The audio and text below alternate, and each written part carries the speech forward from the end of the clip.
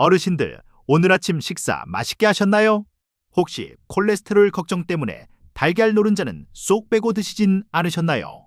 아니면 고기는 몸에 안 좋다며 채소랑 흰 쌀밥만 한가득 드시지는 않았나요? 우리가 평생 건강하다고 믿고 실천했던 습관들이 사실은 우리 몸을 더 아프게 만들고 있었다면 어떠시겠습니까? 여기 김 선생님의 이야기를 들려드릴게요. 김 선생님은 평생 술, 담배도 안 하고 기름진 고기도 멀리했습니다. 밥심으로 산다며 흰 쌀밥에 김치, 찌개 위주로 식사하셨죠.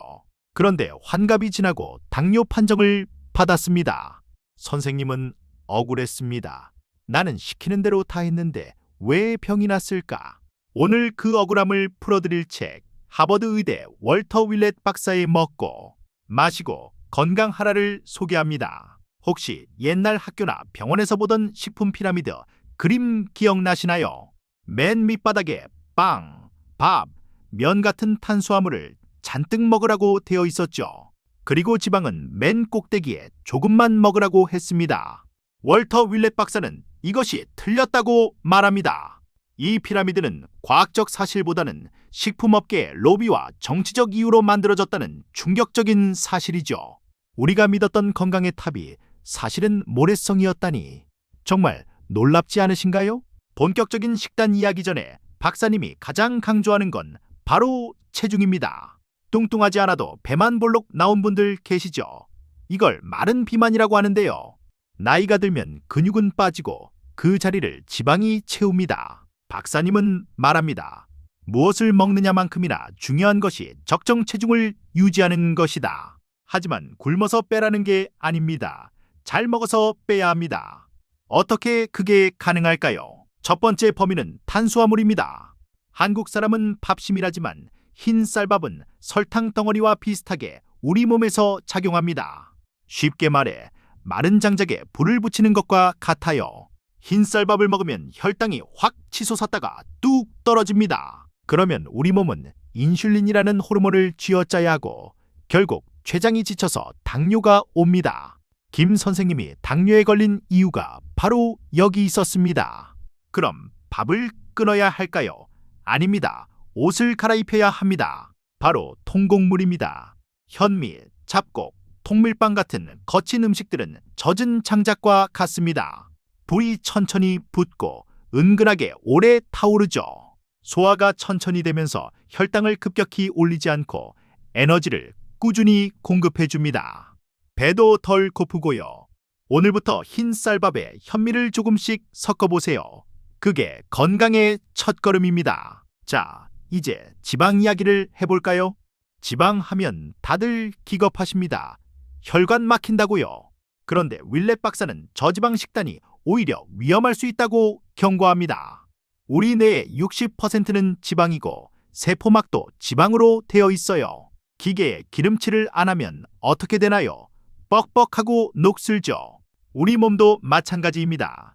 좋은 기름은 오히려 혈관을 청소하고 염증을 줄여줍니다. 물론 아무 기름이나 드시면 안 됩니다. 삼겹살 기름이나 마가린 같은 건 피하셔야 해요. 이걸 포화지방, 트랜스지방이라고 하는데요. 혈관을 막는 주범이죠. 하지만 식물성 기름인 올리브유, 들기름, 그리고 견과류에 들어있는 지방은 보약과 같습니다. 밥 비벼 드실 때 버터 대신 들기름 한 숟가락, 간식으로 과자 대신 아몬드 한 줌. 이게 바로 하버드가 추천하는 장수 비법입니다. 나이 들수록 단백질이 중요하다는 말 귀에 딱지가 않도록 들으셨죠? 그래서 맵기 소고기, 돼지고기 구워 드시는 분들도 계십니다. 하지만 붉은 고기는 너무 많이 드시면 대장암 위험을 높일 수 있다고 해요. 박사님은 고기 대신 식물성 단백질을 강력 추천합니다. 콩, 두부, 그리고 견과류죠. 동물성 단백질이 필요하다면 붉은 고기보다는 생선이나 닭고기가 훨씬 좋습니다. 여기서 퀴즈 하나 낼게요. 감자는 채소일까요? 아닐까요? 보통 채소라고 생각하시죠. 하지만 하버드 의대에서는 감자를 채소 칸에서 뺐습니다. 감자는 먹으면 혈당을 반만큼이나 빨리 올립니다. 탄수화물 덩어리라는 거죠. 감자튀김이나 으깬 감자를 채소 먹듯이 드시면 안 됩니다. 채소는 잎채소, 열매채소 같이 알록달록한 것들을 말합니다. 감자는 가끔 별미로만 즐기세요. 뼈 건강 때문에 우유 꼬박꼬박 챙겨 드시는 분들 많으시죠? 그런데 놀라운 사실이 있습니다. 우유 섭취량이 가장 많은 나라들이 오히려 고관절 골절률도 높다는 통계가 있어요. 우유가 나쁘다는 건 아니지만 우유만 마신다고 뼈가 튼튼해지는 건 아니라는 겁니다. 칼슘은 우유 말고도 멸치, 시금치, 콩에도 많습니다. 그리고 무엇보다 뼈를 튼튼하게 하는 건 우유 한 잔보다 햇볕 쬐며 걷는 30분입니다. 식사만 잘하면 영양제는 필요 없다고 하시는 분들도 계십니다. 맞습니다. 완벽하게 드신다면요. 하지만 매일 그렇게 챙겨 먹기가 어디 쉽나요? 윌렛 박사는 종합 비타민 하나를 저렴한 생명보험이라고 부릅니다.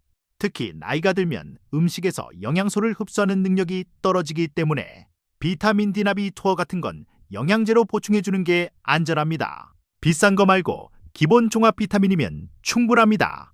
술 좋아하시는 아버님들, 귀가 솔깃하실 이야기입니다. 적당한 알코올 섭취는 심장병 위험을 낮춰줄 수도 있다고 책에서는 말합니다. 하지만 여기서 중요한 건 적당한입니다. 하루 한두 잔 정도죠. 하지만 술을 전혀 못 드시는 분이 억지로 드실 필요는 없습니다.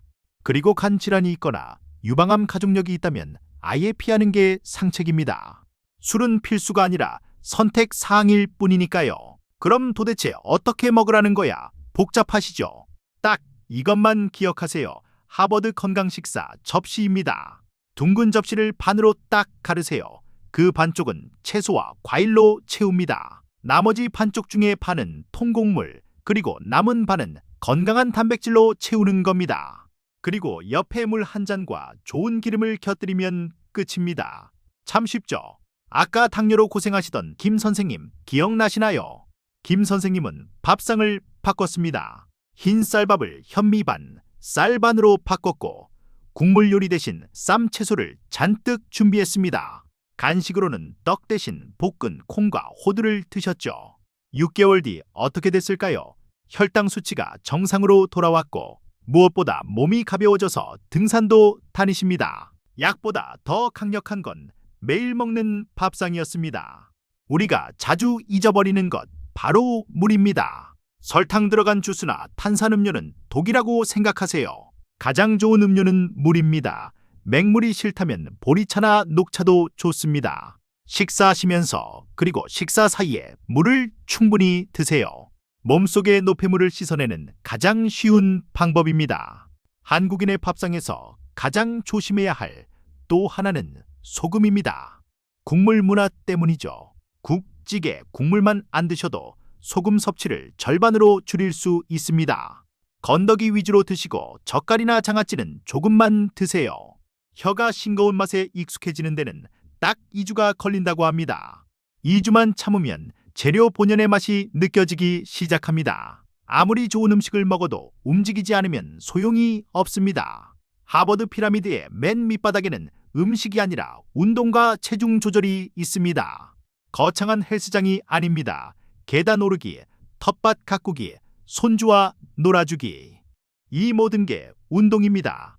먹는 것은 연료를 넣는 것이고 운동은 그 연료를 태워 없애는 것입니다. 그래야 몸이라는 엔진이 깨끗하게 돌아갑니다. 혹시 내 나이가 몇인데 이제 와서 식습관을 바꿔 라고 생각하시나요? 연구에 따르면 70대, 80대에도 식단을 바꾸면 건강 상태가 눈에 띄게 좋아진다고 합니다. 우리 몸의 세포는 끊임없이 새로 태어나니까요. 오늘 드신 좋은 음식이 내일의 새로운 세포를 만듭니다. 늦었다고 생각할 때가 가장 빠를 때입니다. 마지막으로 드리고 싶은 말씀은 스트레스 받지 마시라는 겁니다. 어쩌다 라면 한 그릇 드셨다고 자책하지 마세요. 중요한 건 꾸준한 방향입니다. 10번 식사 중에 8번 정도만 건강하게 드셔도 충분히 훌륭합니다. 먹는 즐거움을 잃지 않으면서 건강도 챙기는 현명한 식사. 오늘 저녁부터 바로 시작해 볼 수 있겠죠. 오늘 배운 내용 딱 3가지만 기억하세요. 첫째, 흰 쌀밥 대신 잡곡밥을 먹자. 둘째, 좋은 기름과 식물성, 단백질을 가까이 하자. 셋째, 종합 비타민 하나 챙기고 매일 30분 걷자. 이것만 지키셔도 여러분의 노년은 훨씬 더 건강하고 활기차질 겁니다. 오늘 영상이 도움이 되셨다면 구독과 좋아요 버튼 꾹 눌러주세요. 여러분의 건강한 밥상을 응원합니다. 감사합니다.